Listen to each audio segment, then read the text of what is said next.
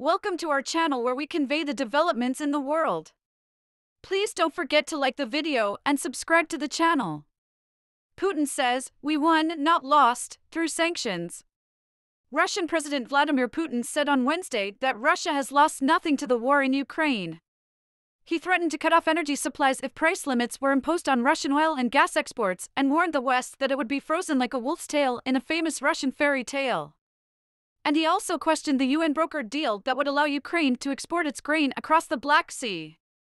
Speaking at an economic forum in the Russian far eastern city of Vladivostok, Putin said that all of Russia's actions are aimed at strengthening the country's sovereignty and are aimed at helping the people living in the Donbas region of Ukraine. Oriental.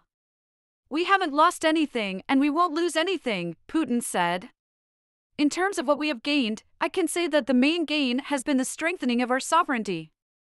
He made no mention of NATO building in Eastern Europe or plans to include Finland and Sweden as members, thus thwarting his stated aim of preventing the expansion of NATO. Western alliance. However, the Russian leader acknowledged that Moscow's decision to send troops to Ukraine has created a certain polarization both in the world and within the country. Penalty fever. Putin, who compares Western sanctions to a declaration of economic war, attacked the sanctions fever of the West with its brazen and aggressive attempt to impose patterns of behavior on other countries, stripping them of their sovereignty and bending them to their will. In his speech, he accused Western countries of undermining the cornerstones of the global economic system that has been built over centuries. Western allies have imposed the toughest sanctions in modern history on Russia for its invasion of Ukraine.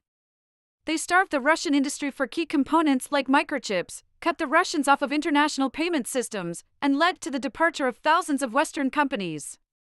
Putin thwarted their impact.